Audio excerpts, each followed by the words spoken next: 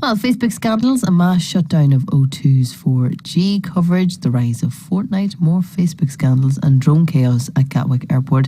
It's fair to say the world of technology had no shortage of ups and downs in 2018. But if technology ever gets on your nerves, spare a thought for this woman.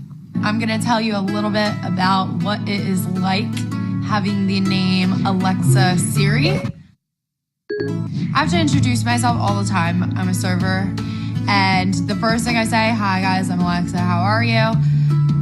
Right then and there, 9 times out of 10, I'm going to get a customer that makes some sort of reference to the Amazon robot. Alexa, what are the specials? I'm getting from my mom, from my aunt, Alexa, what? And they're not talking to me half the time. And they really could change the name, but they'd rather torture me because it's funnier. Oh, that's so annoying. And so unfortunate that she has to introduce herself to every... Yeah, and she's got both. She's got Alexa and Siri. Anyway, how will the tech historians remember the past 12 months and what can we expect in 2019? Who better to tell us than Kevin Curran, Professor of Cybersecurity at Ulster University. Good morning. Good morning. Thank you for being here. When you're someone is into tech as you are, what do you get for Christmas? Well, I actually didn't need it. I did get what I really got was power chargers for when I travel, really, that allow me to charge my laptop and everything else from the new cables. But I kind of have what I need. Yeah, you're sorted. What was your biggest tech story? What really jumped out to you over the last year, Kevin? Yeah, when we look back at 2018, we'll see that it is a year that the wheels came off Facebook. And we also see that it's the awareness of the importance of protecting our data, that the public have really woken up to the damage that can be inflicted when data breaches occur and our personal information is leaked, which of course can lead to particular phishing emails which come to you. And we've also seen the one thing that people did talk to me about quite a lot was the scary emails that they received lately saying that, we have compromised your account, this is your password, and they're seeing the password reflected back to them in an email, and that scares people immediately. So people have just woken up to the importance that companies should be held accountable for protecting our data. And of course, then we had in May of this year, we had, or of 2018, we had the GDPR regulations, which now impose a fine of up to 4% of a company's global turnover if they are found not to be doing the right practices when it comes to protecting the public's data. What about the O2 scandal as well? It really highlighted to me, I think it really showed in the programme, didn't it, Sean, at the time, how much we rely on our phones. It was frightening, how much things ground to a halt when 4G sort of left the stage. Exactly. We've seen that in that incident, for instance, that even parking meters, people couldn't pay for the parking because it turns out that these parking meters have SIM cards inserted into them.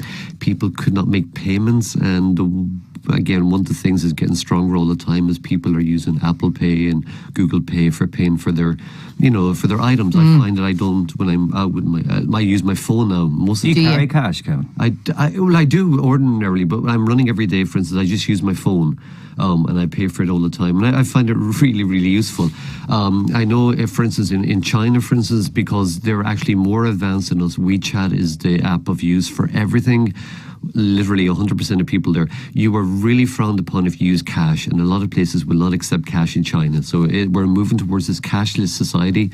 And the phone, of course, the mobile phone is becoming a hub of our lives again. So again, we're seeing that. We did see again a few months ago, the Visa network went down for about, I think it was 8 hours, and 1/7 of payments worldwide are accepted through Visa, and shops even had to, turn away customers. They lost out on this. So I think, again, just like the O2 one, we're seeing that technology is becoming, the backbone of modern society. And when things happen, like the network goes down, really a lot of things show how dumb they are, because a network is the core for handling these transactions. Yeah, and in that sense, and it kind of ties in a little bit with maybe 2018 was the year where we tried to grapple with the technology we already have. And we saw that a little bit, didn't we, with the drone situation at Gatwick, because we've had drones for a while, but that was new and interrupting with passengers for days. Yeah, exactly. Again, and I suppose we're seeing where regulations have to catch up, and part of the problem then came with, we believe that police drones were released to look for the drone, but of course the public were calling in about saying that they'd seen drones, but literally it was a police drone. So really, again, so people would wake up and realize, okay, whenever you release police drones or emergency drones after an incident, that there should be some marking on these so people will become familiar. But again, and we'll see more, I think we'll see more drone incidents hitting the headlines in the year to come, because drones are getting cheaper. They are so powerful. They can they can fly beyond the line of sight now for miles. These consumer drones that you can get, and I think that because a lot of people in the past we've been protected, because right up until now, generally a good DJI drone, which are the leaders really, cost you well over £1,000. But now when they're getting cheaper, which they really are, there's some good drones now you can get which fly for miles for about £400. We'll see them fall into the hands of people who are more, not caring as much, because of course. Do you think though the authorities will have to do something in that owning a drone alone will have to become like owning a car? You'd have a registration, a license, a way of, I suppose, finding the person who owns it if anything goes wrong. Yeah, it's so different. But again, we're talking about consumer electronics. Again, we're talking about millions of these devices. So that just wouldn't be a runner. But there is one thing that can be done actually, and DJI themselves, who are the leaders at the moment of these consumer drones you can get, they can put in geographical restrictions in the actual drone software itself, and they've done that in the United States. Of course, you cannot buy a drone in the United States which allows you to fly over the White House, because the drones obviously have GPS in them. They know where their location is. They return to you, but they also can be protected from flying over areas. So again, we're going to see now that the drone manufacturers will be prevented from selling drones which fly near airports, fly near prisons, and fly over, obviously, if you're rich enough, you should be able to put a drone exclusion order over your own property. So that will have to become a mandatory requirement by the government.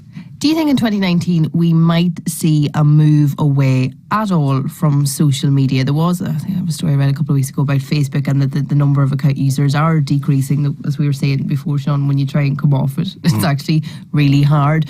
There was a great picture doing the rounds on Twitter over Christmas about, in the future, everybody will want their 15 minutes of being anonymous. Do you think we'll see more people maybe coming away from Facebook and Twitter and Instagram? What do you think?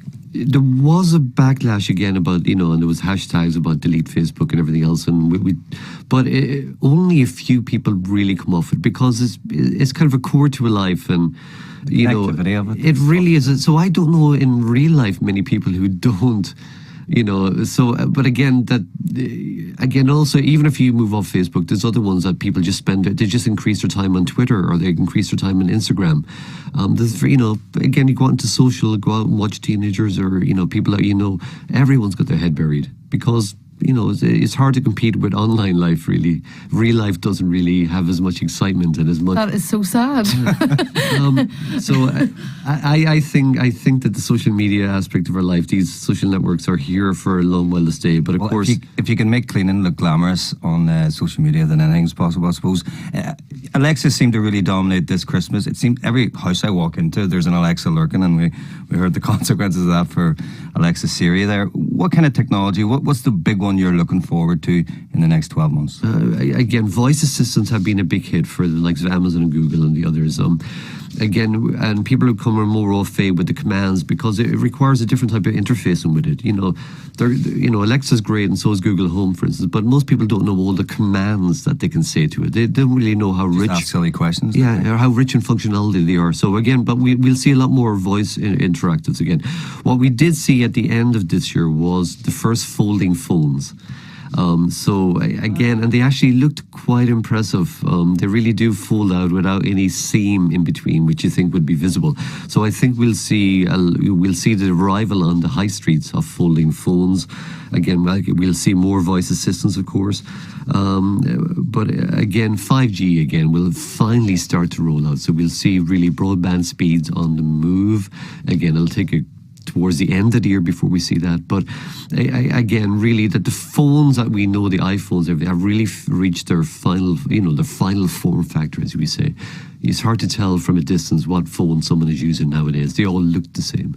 But I think the folding phones will actually be a hit.